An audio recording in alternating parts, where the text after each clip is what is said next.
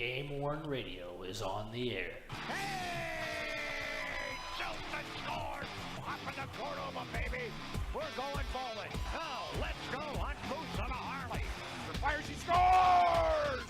L.A. face with an Oakland booty. Scores! Make me a bicycle club. They score! Bowmeister paid that man his money. GameWorn Radio.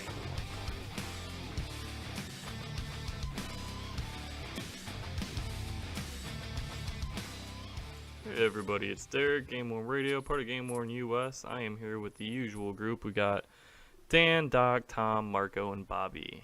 How's everybody doing? Sweet, man. What's up? What's up? Good. So, you guys saw I left it open to recommendation as to what we would be talking about, and you guys chose collecting minor league jerseys. So that would be anything below NHL. I'd even venture to say we could consider collegiate as well into that. And throughout these episodes, you guys have heard my piece on quite a bit of that. So this one's going to be your turn. So who wants to start? Don't all be at once. On now. I'll jump in. I threw it out there to start. So, I think one of the things that's great on the minor league side, but kind of frustrating, is just how it's kind of the Wild West.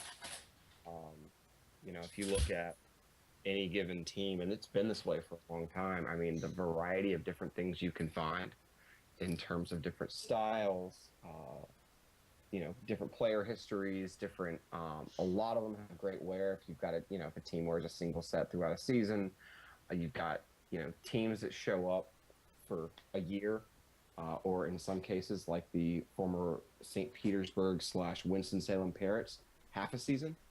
I think it's one of the things that you get caught up on all the NHL stuff, but after the minor league stuff, is variety is very cool about it.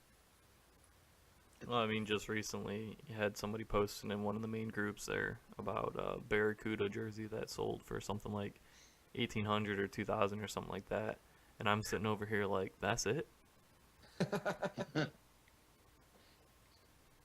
And you see a lot of those minor league jerseys, even with me being close to the Peoria Rivermen, them being in the SPHL level now. Even those go for crazy money. What's the SPHL? Southern Professional Hockey League. It's pretty low level. Well, there was two auctions Saturday night. Someone posted the prices for the Griffins did a player design jersey, and then the Admirals did their annual NBA auction one. And some of those prices you're surprised by, some not, but I think the fans that want them, like the local fans that really go after their team's jerseys to support their team. And that's why the prices, because competitive nature comes out, that's why the prices get probably a little higher than maybe they should be. Or if you're a collector, jerseys. or if you're a player collector, Can they be of kids that are 14, 15? Is that possible? What was the question? Well, if they could be, how old are the people playing in these leagues? Oh, the age? They're adults. They're adults. 18. Yeah, we've got a junior North American Hockey League team here. Ours are, I think, 18 to 22, somewhere right in there. And those go for $200 to $600 average, depending on a lot of it is the host parents want them.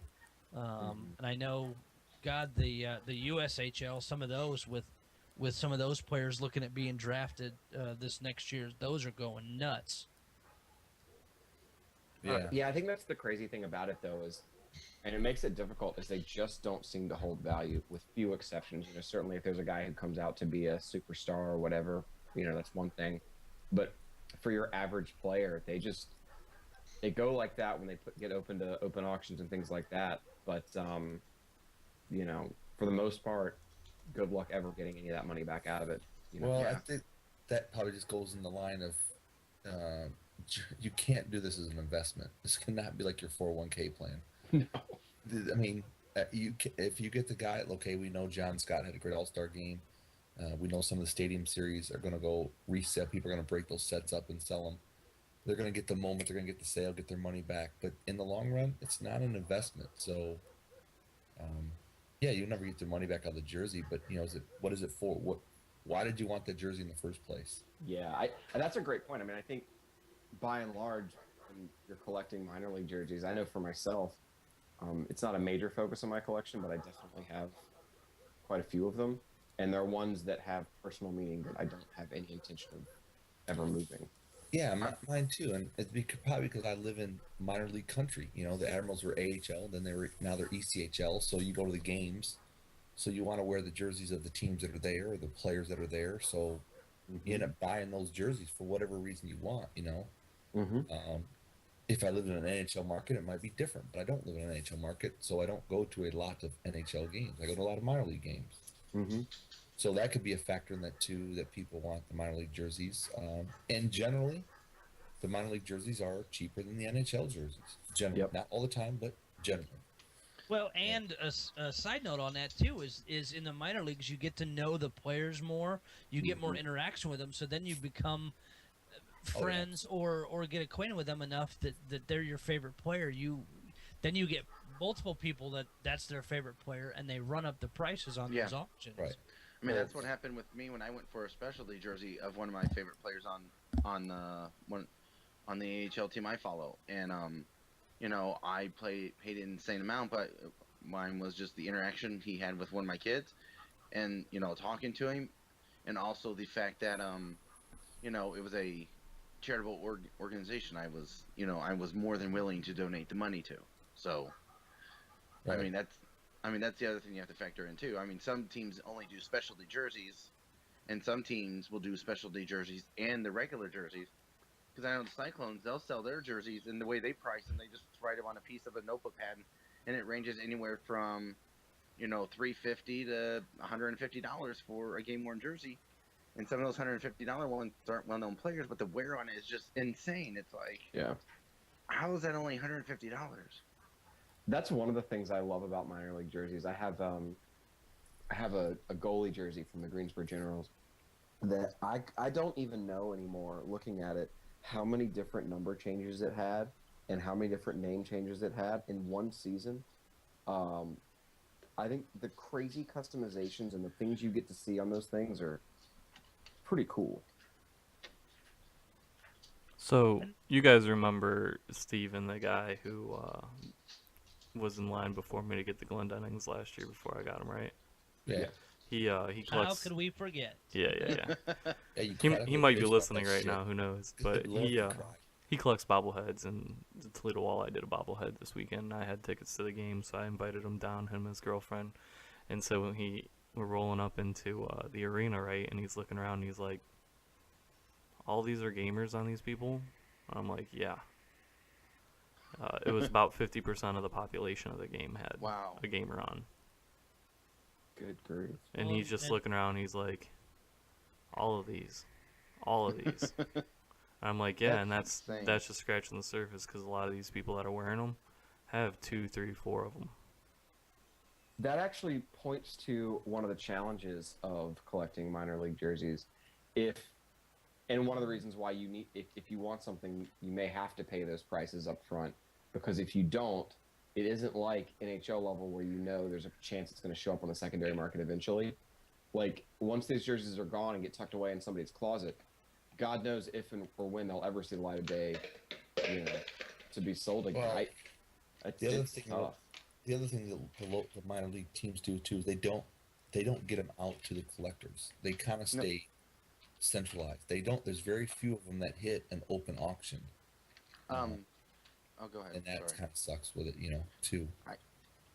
I can comment on that. With the Monsters, Avalanche would keep them, even though they would never sell their season-worn jerseys. They would keep them, and now this year they're like every home game, they're bringing them up from the locker room. They're bringing up 3 players, and they've done this every home game, except for when they do the specialty jerseys. But if you think about it, the Avalanche were with the Monsters, I think it was 7 years. Never did they really put their season-worn jerseys ever out for the public to buy. They never do equipment sales. They hoard all the sticks. They hold all the skates, the pants, everything. They keep it all. And then they would take it back to them to Colorado. And then now that they're not part of Colorado, they said, you guys can do whatever you want.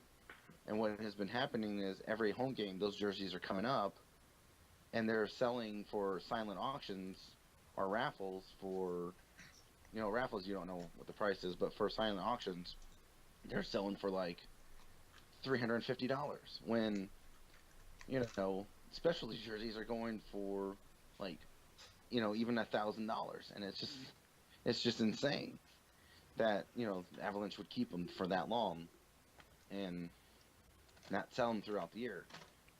Gotta love the raffles, man. That way you can make it affordable so everybody has a chance to get one. With that philosophy, you take one, you cut it up, you put it in a hockey card, and then you pass them out at the game. No, you all get a piece. I mean, come You know on. what's been interesting? Free jersey giveaway. Oh, jersey piece giveaway, I meant.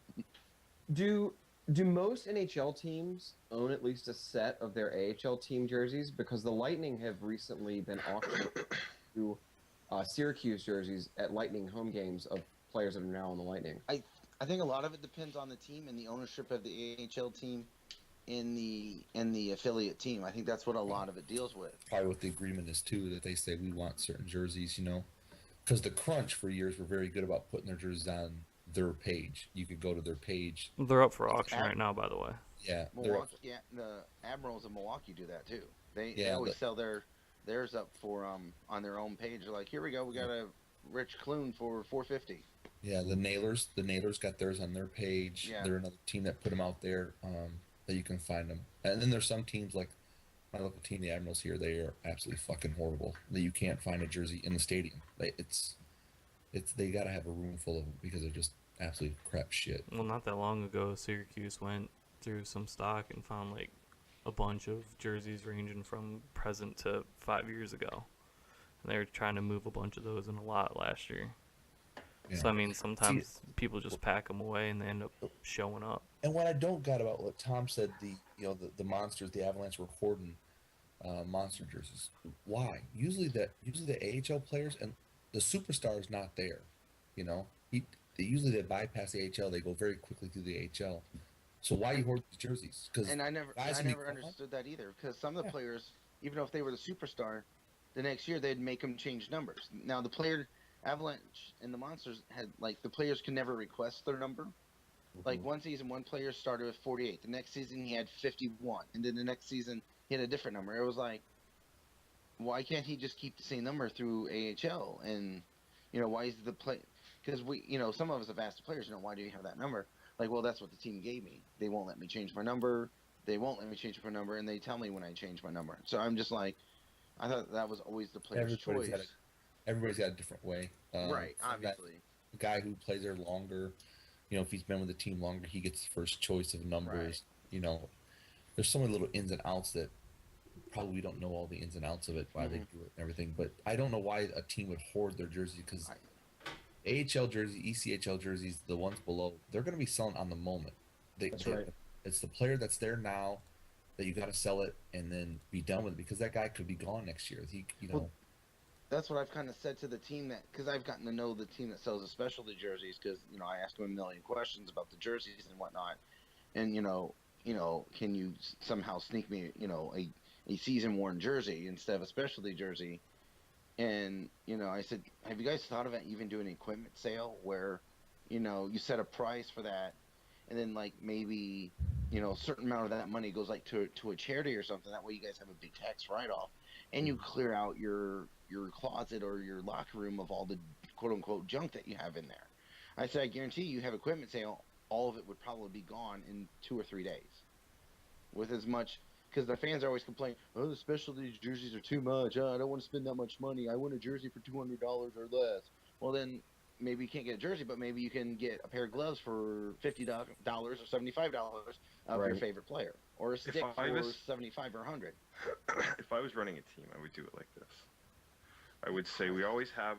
This is gonna be a good idea, trust me. We always have one gamer available for retail or online purchase, And when that gamer sells, they do another 1-game wonder or a 2-game wonder.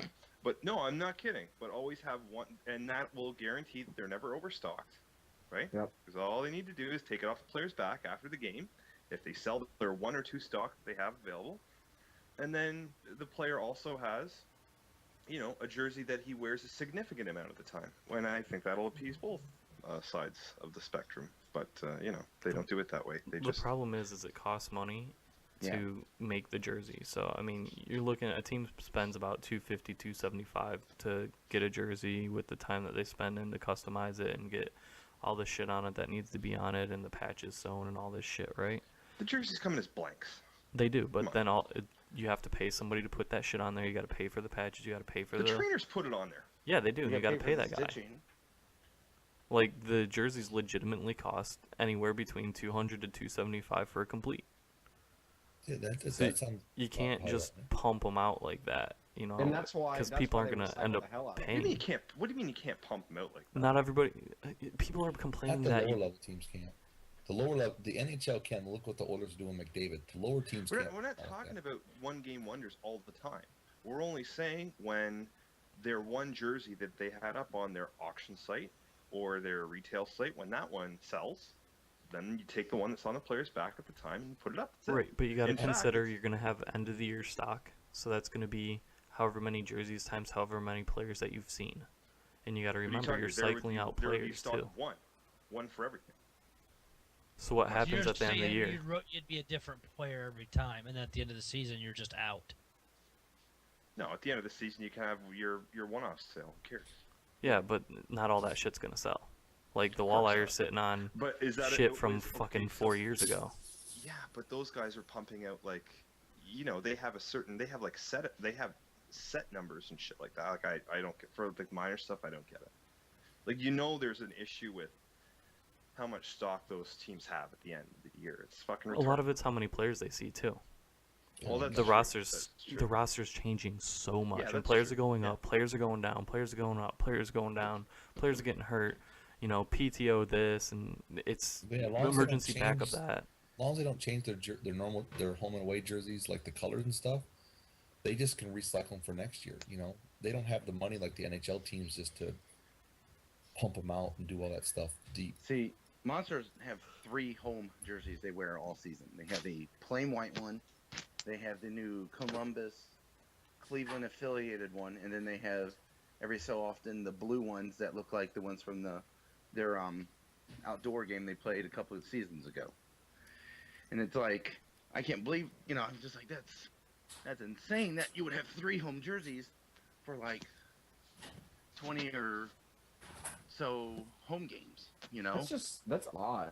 But it was funny, last game, at one of the games I got to sit on the player's bench as part of the season ticket holder with the kids, and there was a couple players I saw with the normal white jersey, and they had some nasty wear on it. Like there was cuts, there was puck marks, there was like board burns. I was just like, oh my gosh, I want that jersey so bad. The kid's like, Daddy, you can't do that. I was like, yes, I can. It was like an addiction. Like, I want that so bad. Well, that enthusiasm turns into dollars for the team. Yeah. Yeah. Well, one of my favorite players, I was looking at his jersey, and he had a big, probably 2-inch gash on his jersey, like a rip underneath his arm, because he's a fighter. So, because they actually let him fight in the AHL every so often. So, yeah,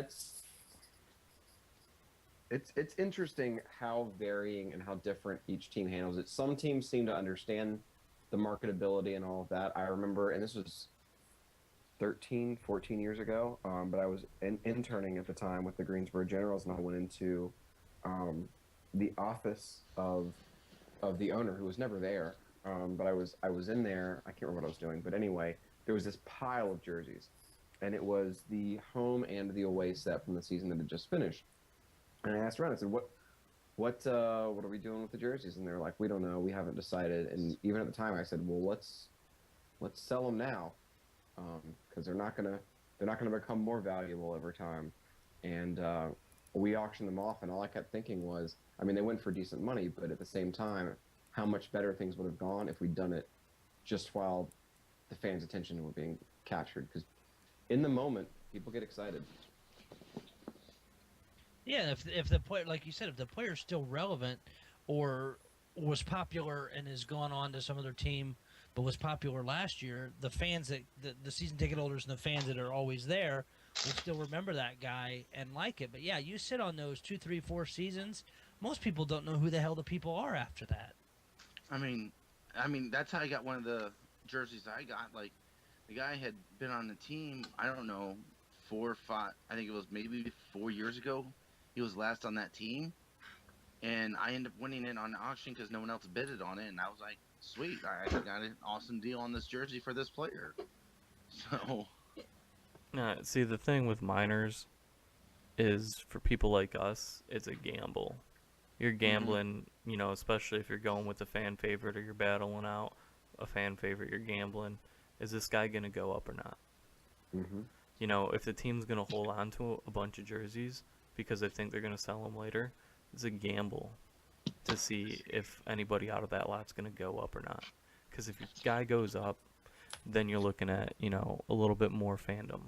Like Glendenning when he was in Toledo. Went up to AHL, went up to the NHL. Everybody knows him now. But if they sat on him, people would want him. But nobody knew that he was going to go to the show when his jerseys were getting hawked. yeah. See, the one I got, the guy actually didn't get called up. He actually was traded, was the thing. He only played on the team for maybe, I think it was 8 games. And for that jersey I got, he played 4 games in that jersey. So the wear on it's like minimal. But the guy actually got called up, and it's one of the a rare one that you don't see anywhere else. And he, you know, he's actually made it somewhat big. And, you know, some people, and the thing is, they didn't really advertise it. They put it on their Facebook, but that was it. Like, we have these 4 jerseys for the whole summer, bid on them on these times, and this is when they close. And that was it. It was like posted, I think, 1 time for the whole summer. So they didn't really advertise it very well. Well, and a lot of the minor teams just, I don't think they understand how to market them properly to get the widest audience, or they don't care. Like the Rivermen last year used their Facebook page and posted basically a PDF that you could download, and it listed all the jerseys available. The starting bid was $200. They had home and away, and you emailed or faxed it back to them. I'm like, Jesus Christ, what the hell year are we in? The last time I had to do that was when the Blues auctioned their stuff back in '99. Is the last time I had to fax a bid sheet to anybody to get jerseys. It's like, come on, throw them on eBay, throw them on something, market them better than fax this back to us. Just ridiculous. Put on GameWorn.us. That's what I say, dude. I think we can all That too. agree that it should be looked at as a business for these people, right? Yeah. And you see a lot of teams just doing social media. And so the only way social media works is by people having an interest in you and following you specifically. Well, there's people around the world that collect jerseys, right? That if the itch bites them, they're going to want to fucking somebody keeps damn messaging me. All right. What was I saying? The social media shit, right? So you're going to follow a team that you like, but you might buy a jersey from a team that you don't necessarily follow. So you getting the information of that team when it becomes available is really hard to do, because all they do is spew it out through social media, and you're not going to go and follow, 30 teams per league, 10 leagues, and sift through all the bullshit. And then you have to deal with all their game updates and shit, and it's just, social media is not the way to get the word out. Like, at least not through your team's social media. It might be one of the ways, but you can't just rely on your team's social media, because you're missing such a huge boat. It's crazy and it's annoying. Like, I just found out that the Vancouver Canucks had a equipment sale. Yeah, I just saw. Yeah, just saw it I somewhere saw on it Facebook. after the fact. Yeah, mini equipment sale. Because I can't sift through all these teams' bullshit and figure out when this shit is. I ain't got the time. Well, you guys are pointing out, and I don't know if they still do, but you guys are pointing out the case behind why, for better or worse, why Migrate finds success. I mean, I'm actually going through their site. Do they still have an agreement with the ECHL and or the AHL? Kind of. They have the golden goalie or the golden player sometimes where they did that just recently where they pick one goalie, the They're up top at auction goalie on right that now. team, Yeah, and they're then on the NHL top- auctions. and then like the top scorer, the popular player on that. I don't think team they would- have a. I think it was that. I don't think they have a contract with anybody like they have with the Devils and the Stars and them. I don't think. No, they don't have anything like that because They usually that's used pretty much to. just running through the team. Well, Yeah. what they used to do, both for the AHL and ECHL, is they would do, they'd split a year's set. So they'd get a set of home and aways for each AHL team and a set of home and aways for each ECHL team. And I'm looking on there, and it doesn't look like they've done it in a while. Well, I think they might have something with the Solar Bears from Orlando, but I'm not 100% positive, but I don't think most of them. I think they got as they got more popular with the NHL teams and some of their NBA stuff, they started probably dropping the lower level teams. Probably didn't make the business case for Migrate more than anything else. No, because frankly, they oversell their minor league jerseys. But They do. That's my opinion, So, But I think the point, coming back to what Derek was saying, is that's a channel. That's an effective channel to reach a captive audience that is interested in game-worn jerseys as a whole. They may or may not be a fan of the team, but it's a much more broad group that of a potential buyer. I think you have. Let me see. We have Migrate. We know of GameWorn.com. We know Detroit Hockey Company and Fanatics now have the NHL contracts, right? Yeah, for a few And teams. the GameWorn.com, they have the contract with the Iowa Wild. So there's only, as far as I know, one group has a contract with an AHL team. And if somehow you get them on there, that reaches a broader band of collectors, and you probably sell the jerseys easier than through their social. Like Derek's saying, you can't sift through the social media. It's just you just can't do it. You got to target your markets. So one of your markets is the fans of your team. The other market is game-worn jersey collectors. You got to find a way to get at the game-worn jersey collectors without them having to sift through everybody's bullshit. That's what we're trying to do at the website, but it's hard to do that when people just don't give a shit. Right. Well, I think the other thing is the AHL, the lower level teams, lower level leagues. I think most of them don't know what the hell they're doing. I think there are a few out there we could go through. We could sit here and talk about a couple that have a good system down, and they got something down that you can see, you can how you buy it, and they work pretty well, But they're advertising. How do you get it out to the collector? See, the Cyclones, the way they do it, they do it every home game. They actually don't have their own team shop. Their team shop is every home game. So every home game, they'll have that jersey, or they'll have different players that they have from like the season before, 3 seasons before, or or whenever. And it's a crapshoot of who they have, and they'll have it at one kiosk, and then if you go to another kiosk on the other side of the arena, it's different players, but they don't tell you until you get to that kiosk.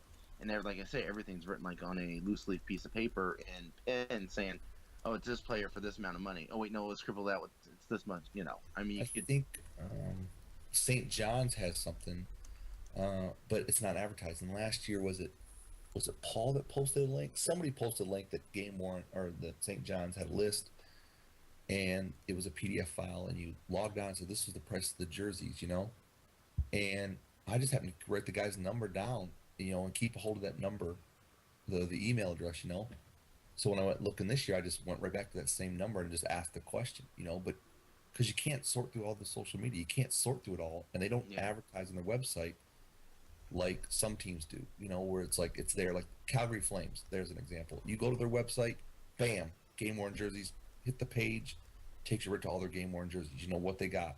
They do a good job of advertising, I think. So that's the simple way of doing it. It's right there. You looking for the Devils or the Kings, go to Migrate. Boom, there they are. Pre-order if you want. The lower leagues, they just is it overwhelming? I don't know. Is it they only want to target their local market like the walleye? I don't know. It could also be space of where they could sell it too, because Like Cincinnati doesn't have a team shop. It's just, that could be the other thing too. Is how are they? They have all these jerseys, but we can only sell them during when it's the game Admirals, time. the Admirals have the same thing. They have a little stand, and when the season ends here in 2 weeks, that stand closes, and the girl who runs the stand goes over to baseball.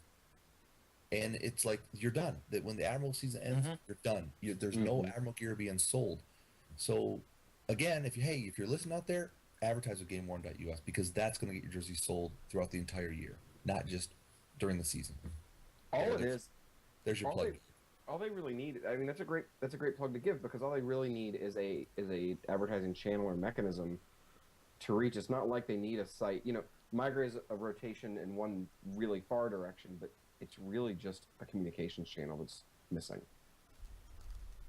Well, and it's maybe just for some teams it's a manpower thing. Is they don't want to, other than during the games, they don't want to put any thought or any manpower into it because, in their mind, it's not that big a thing. But really, if you look at the amount of work that it truly would take, it's not a lot.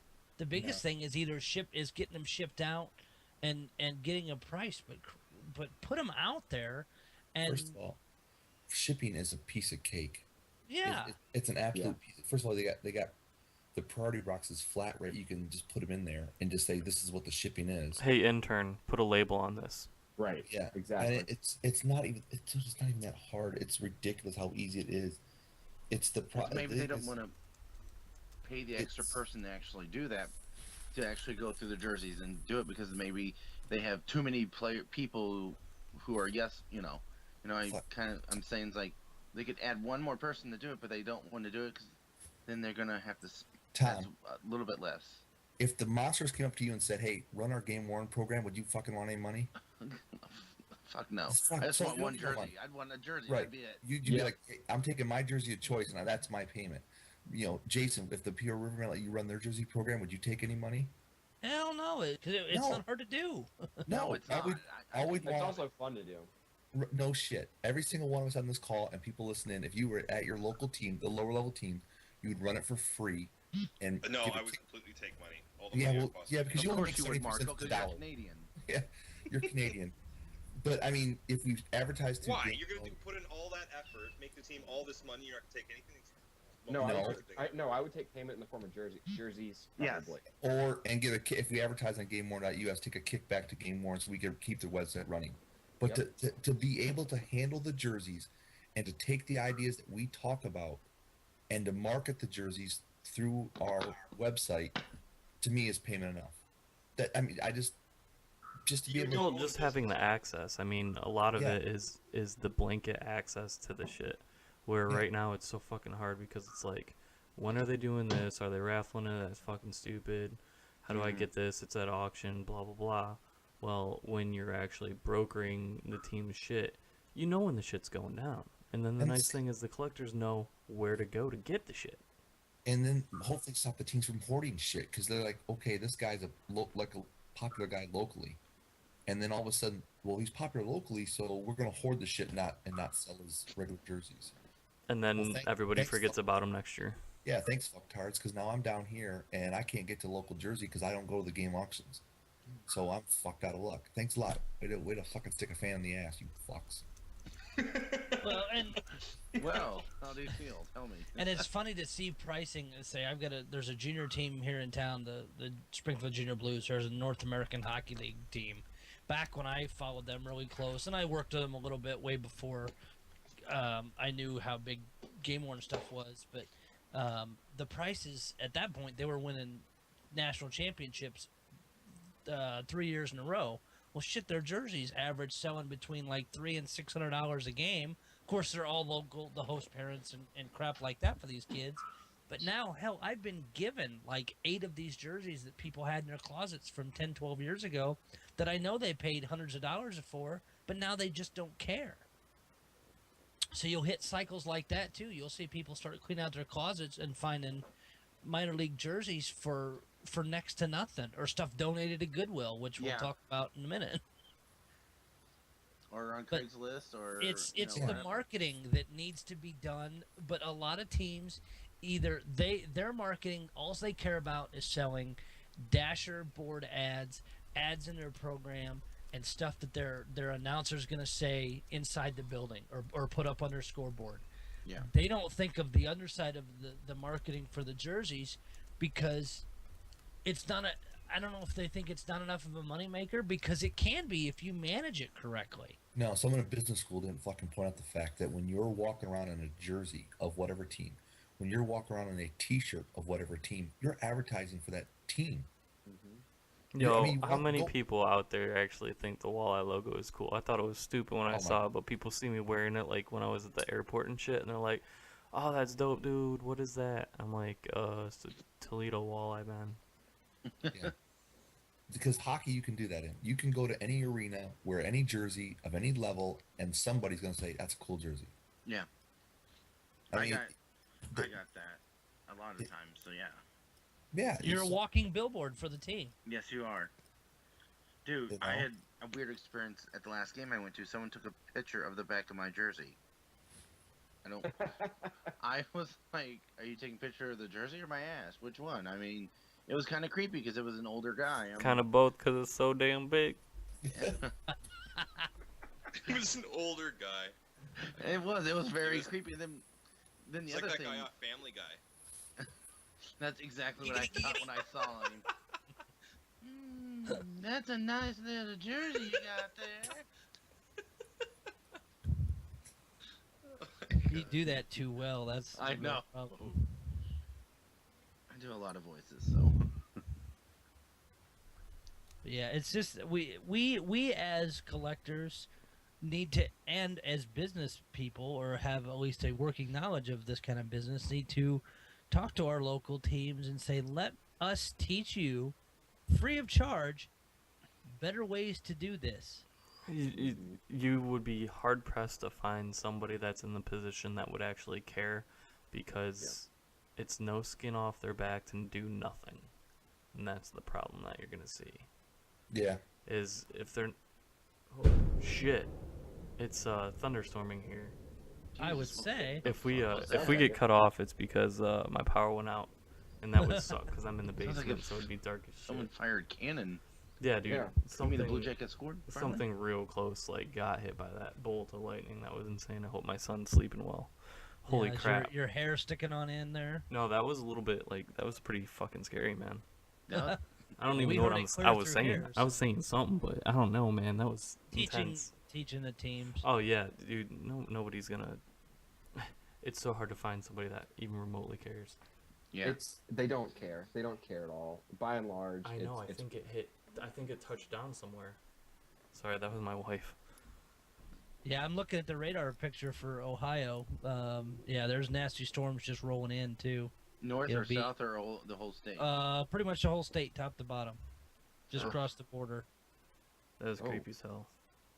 So But yeah, I mean, finding somebody that would care or listen or whatever, just yeah, it's not That's gonna the, happen. yeah, that's the thing, because I've actually tried to contact sponsors. I'm like, hey, can I talk to someone about GameWorns, and just trying to even get to talk to someone. It's just I'm in circles. It's like hey, I talked to you. Yeah, I'll connect you to this person. Okay, I'll connect you to this person. I just talked to you 5 minutes ago. What the fuck? You know, what's going on here? Who do I need to talk to? you know what? Start high. Trying to. I mean, unless you know somebody, just start going high and find the highest person that will actually sit down and talk to you and say, you know what? Start the conversation with, let me help you make more money. Okay, how about this? Go in there, but like, don't tell them you're going to do it for free. Because if I was a team owner or worked in management, I would think that would be the weirdest fucking thing in the world. For someone to some random guy to walk in who's a jersey collector, to be like, let me manage your jerseys for free. Like that shit won't fly.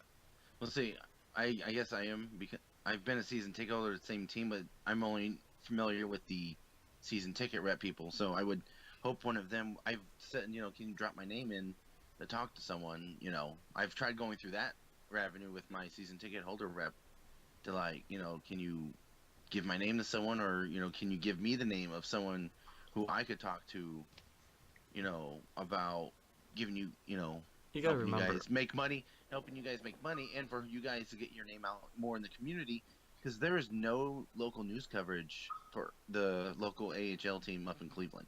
Like, it's never on the news ever, and the Monsters are about ready to make the playoffs for the second time ever in their existence. This it because is it's such too low expensive, though? priority. It is. It's extremely low priority. It's the shitty Browns, and then it's the drama crybaby Cavaliers, and then it's the dumpster fire of the Indians, and then the Canton charge of the D League, and then maybe the Monsters. Mhm. Yeah, the D League, NBA D League, is above us for some fucking reason. Well, here, see, you got to remember that the people that tend to do this stuff, they're just doing it to do it because it's something that's on their plate. So, Well, yeah, and I also them understand actually with the caring Q, about what they do doesn't matter. the Well, Q it's- also, which is runs, part of the Monsters. It's Dan Snyder. He's in charge of the Cavaliers. He's in charge of the Gladiators, which is the arena football team, and the Monsters that go through there. So there's 3 teams in that one building that he's got to deal with. So that's kind of why I understand why they don't have their game warrants out as much. But it's like, because all the attention is literally the Cavaliers. Nothing else matters. Well, that's how come that's one reason why the Arrows left Houston, because the Rockets wouldn't let them do anything at the arena. But So what's funny is the guy who owns the Q owns the Monsters, the Cavaliers, and the yeah, so they're not arena leaving. football team. They're not leaving, but with everything on there, with the Cavaliers being the money machine, Yeah. now, they're not gonna market. So you have to figure out a way to say, look, I don't want your jerseys at the arena. I want to get them out, advertise them outside the arena, so it's not taking up any advertising space in your arena or nothing like that. And that's the thing that we beat around. I mean, that's the thing that we're all trying to figure out. How do you get into somebody and say Luck. to get them out? Yeah, luck. And I don't know. I got one more chance, and if I don't get through, I don't know what else I want to do.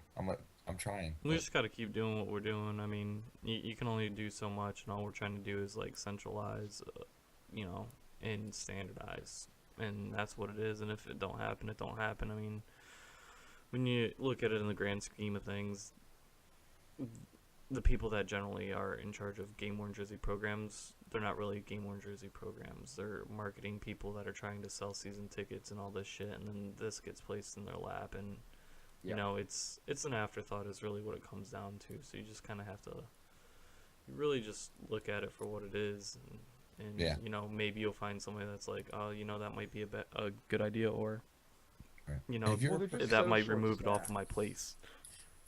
They're just, it's minor league. They're so short-staffed. The guy who handles marketing also runs the in-game scripting and, the whatever. And so, like you said, you add one more thing to their plate, that is not well received. And from an employee perspective, they're generally not that interested, or they're pretty indifferent toward the idea that it could generate a little bit more revenue. And what I've noticed with the staffs of the lower level teams too, there's an age gap in there too. You got the young person in there who's wanting to move up, so they're going to come in, work a few years, and they're gone, going to NHL, going to something bigger. Or you got the older person that's been around for a while, and they're just, they're not interested in moving. They got family or whatnot, so they're just like, hey, I'm just happy doing my job, and I'm not going above and beyond. I'm not going to put extra effort into what's not in my job scope. Heard that. Everybody wants to go up into the NHL, and that's why the staffs are bigger, and they can do more things, I guess. So I think with Derek, we all just want a standard. I want to know, and stop just, if all you want to do is advertise your local market, i.e. walleye, then I guess you're doing a good job. But right, if that, you're missing out on a whole lot of people that want to, support the team, buy the jerseys, support a player, whatever it is, whatever the reason may be. So how about that Goodwill? Yeah, or they go to Goodwill. I gotta get into this, the other topic that I brought up to you guys before we started the show, because while we've been talking, I did even more research, and holy crap, this is amazing how many of these have shown up. What this is, for the ones that weren't on the call or listening, is, and I'll open up one of my secret places I look for stuff and have found gear, random stuff, is shopgoodwill.com. It's Goodwills across the country that post some better quality stuff online. I got just a brand new wireless router not long ago for like $20. But I came across last week a couple LA Kings jerseys, all tagged. Size 56s, 54s, 58s, things like that. Jeff Cowan was one of the ones I saw. A few of these have the authenticity guaranteed LA Kings patches on the back. I just did a search, more of what I found than we discussed before the show started. Did a search back 90 days. I think the Kings just donated these out of their closet, and I'll tell you why. Because one of the first ones that was posted, it was posted January 30th. It's an away, or actually be a home, which is a dark Sopel jersey. Has the authentication patch. Also in this, and the Goodwill people don't always take the best pictures or don't get all the pictures in. On this particular one, has the price tag taken separate. The team price tag, game used jersey, the original price tag is on it is $400. The game-worn Sopel jersey sold for $151. Damn. There's the Cloutier white one with puck marks on it, and I know a couple of other guys looked at these when I sent you the links. Has a nice white puck mark on the logo, sold for $142. Another one sold for $111. Henderson sold for, I'm looking at the tags on this one, $88. A Nolan 57 jersey, I can't see there's any wear on this one, sold for $76. A lot of these are just super ass cheap. Even for authentics, they're cheap, but most of these, at least by the pictures and some of the tagging, appear to be game worn. Another one, number 46 Taylor, sold for actually that one did not sell, so I'll be curious to see if those are relisted. If you look at, there's a number 8 Weaver. That, not only does it show wear, you can see that there's a board burn on the shoulder next to the alternate King's crest.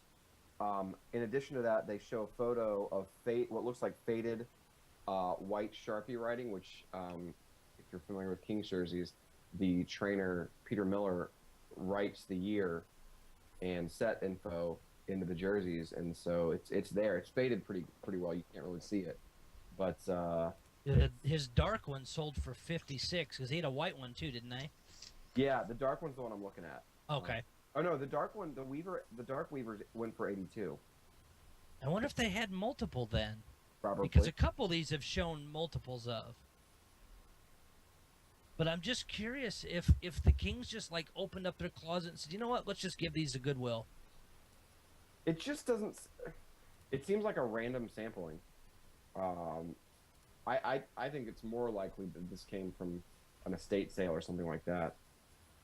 And that's entirely possible too. But just shocking to see that many Kings gamers and people have got some hellacious deals. Say some of these don't show that they ever got bids, but I've not seen them come up for resale. So I don't know if somebody has reached out to them and bought them, or they've just not relisted them yet. Look at that. You're right. There is a second Black Weaver. That's crazy. So maybe multiple sets too. But it's just it's weird where this crap shows up sometimes. And I found game used gloves. I found a pair. I missed out on it because it went too high, but they were at least pro stock Rick Nash gloves. I mean, his model, name stitched on them, the whole 9 yards. But yeah, like both these Cloutiers, the white and the dark, have got the Authentics tag in the picture. And all these went cheap. You know, one of the other places that, like an oddity to find things is the Postal Service's lost mail shit. Oh, that's true. I've heard people find stuff there. You just got to know where to be. Yeah. Where would you even look for that for the postal service lost stuff? You know, I don't even remember because I don't have the time to like get all about all those weird places. But I've heard stories of things like that. People finding, you know, jerseys on there. Of course, every now and then you find a jersey on there that you know somebody had lost. Right. Yeah. Obviously. Yeah. Yeah, supposedly lost. Well, and prime example too. I don't know if you guys have seen it. I've seen it posted about 6 different places now. Is Garen's King's mask that was Oh, yeah. stolen at Matthew one point? Garon. Yeah. Yeah. Or sorry, thank you. I'm not thinking in my Canadian accent today. Uh, Your the American guy is bought it. showing.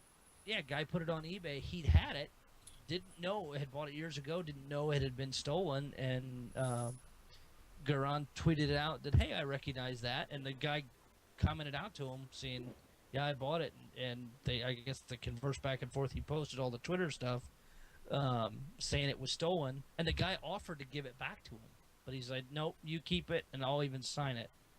Wow. Wow, that's cool. So I thought that was pretty cool. Yeah, waiting for Crawford's Winter Classic pads to show up. Yeah. Eventually, they're gonna have to show up out the market. Yeah. So, as a lot of people seen, the Stadium Series sets from Detroit have been released. I don't know if anybody has seen those pictures, but they're pretty badass. And I just wanted to put a shout out there that one of the collectors that bought the Larkin set is only interested in a couple things out of the package. So, US is lucky enough to get a couple of cool Larkin items consigned that we're going to go ahead and sell for this collector, which is pretty cool.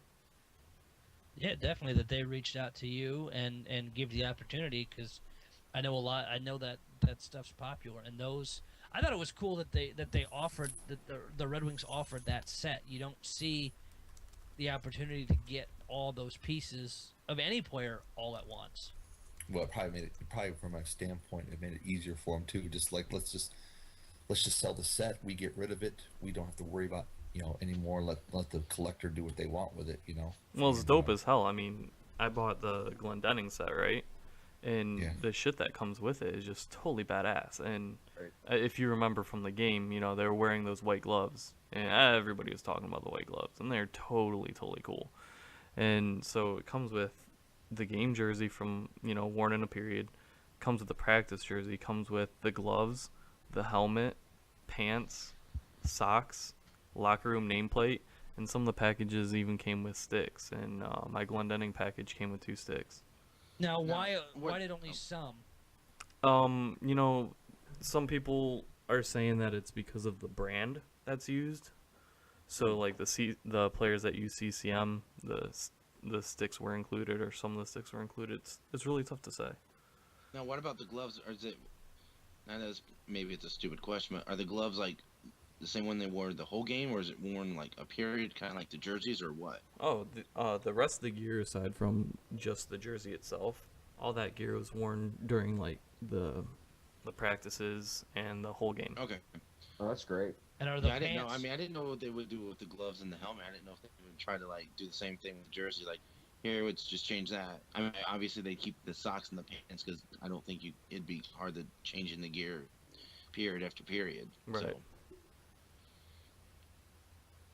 Yeah. So right now, we've got full- Larkin full pants. pants, or they just covers? It really depends on the player, and I think the brand as well. Like the Larkin pants that we have on consignment right now, they're just shells, I believe, but they're Bowers, and they actually have Larkin's name stitched into the backside of the pants. Nice. And then you take a look at my Glendennings. My Glendennings are CCMs, but they're full. They're full pants, but nowhere on it is a Mark Glendenning. So it's pretty interesting. And we've been talking in the Red Wings group about everybody's getting their packages and comparing everything, and so some players had their names stitched into the gloves or into the pants, and then like my Glendenning gloves are just stamped with like a heat press saying Stadium Series number 41. So it didn't even get his name. It's interesting how you how those jump between different things, that they're not all a standard setup. Yeah. You know, probably the one thing that's gotta be standard is the main color scheme, you know, and then what the player wants or what the company wants to do for the player. You know, that's the little touches like that that's sewn in the names or just stamping them in. They're probably just just a touch. But yeah, they should start popping up here soon because packages are. I think I posted some people are expecting it. There's like on Tuesday or something like that. So I'm sure you're gonna start seeing a lot more of the. Yeah, I've Hoop heard a battle. number of collectors are gonna try and piece out some stuff because sometimes you only want the jersey out of it and you can't get it. Like I couldn't get just the Glendenning jersey because it was one of the ones that wasn't available on NHL auctions. You know, the same can be said for Abdicator, Larkin, Green, and I can't remember the last player, but they were not available on NHL auctions. So even if you only wanted the jersey, couldn't get it. Yeah. You know what Yeah. I'm just remembering? I don't know if any of you guys remember this. Back in, I think it was 02, 03 maybe. No, it might have been before that. But when the Maple Leafs wore the Toronto St. Pat's uniforms, the throwbacks, I believe they sold those as full uniforms. I think I saw a Sundin set and a few others, but I think that may be the only other time I've seen a team. I don't know if you guys have any recollection that I've ever seen a team actually do the entire set together. It doesn't sound like Colorado's doing it this year. The people that are posting in the Colorados are talking just about the jerseys, whether they got them through NHL auctions or how they did them. But it doesn't sound like Colorado sold the team set. No, because the team actually takes care of all their stuff now, and Right. I mean I don't know what they do out there, but they literally just pretty much all their jerseys are on the auction, and then it's ran by this Stan Kroenke charity foundation or whatever the fuck he calls it. The Maybe he's gonna move Colorado too. Did the Red Wings sell the full set last year for the Stadium Series or for the Winter Classic? Yeah, they did, and unfortunately, I wasn't even able to get Glendenning's set because Glendenning's went to the Hockey Hall of Fame. Wow. Oh, Yeah, so I had to actually bid on the jersey online and win it that way. Yeah, well, next year with the 100-year anniversary of the NHL and Toronto and Detroit, it's gonna be that ought to be pretty interesting. Yeah, I'm sure it'll be the same deal then. If you want one of those, folks, you better start saving because Take that's a gonna be mortgage out for it. yeah, that's gonna be combined with the 100-year anniversary, original 6 teams. That's just gonna be crazy. Yeah. Do Yeah, we it know seems like what anytime they're- there's an event, you're gonna pay out the nose for it. Yeah. Do we know what they're doing for jerseys next year for 100-year patch? Are they doing a 100-year patch? I assume across the league. Has anybody seen it? I haven't. No. I haven't heard anything yet. They'll probably do it in the summer. They'll need some news in the summertime. So they'll probably pop it in the summertime, and when they start coming out, then they'll come out with what the jerseys are going to look like, for the Winter Classic and the Stadium Series.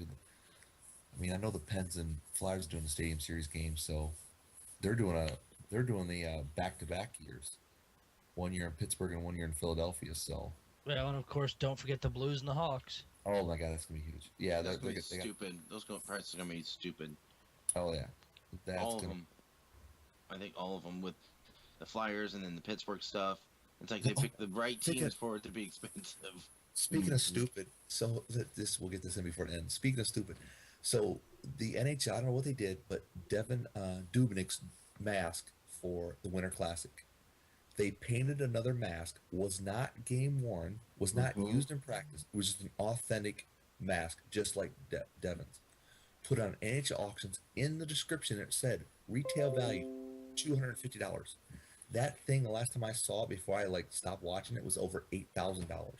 People aren't paying attention. People aren't reading, man. The description. Yep. I was like, "Are you fucking kidding?" It wasn't even worn by him. It was just painted to look exact like he could wear it. It was an authentic mask. It was a game mask, but he never wore it. He never used it. It was just, and it said retail value $250. I guarantee you, someone did not read the description saying that it was not game worn. I was like, Right. that thing had like $8,000, and I just deleted it. I'm like, I'm done watching. All right, that's gonna be the time that we have for this week. I'm thinking open mic night next time. Sounds great. 2 weeks open mic night. It'll be fun time. 2. Yep. All right, guys. Thanks for joining me. Thanks, man. Thank you. Bye-bye. Yeah.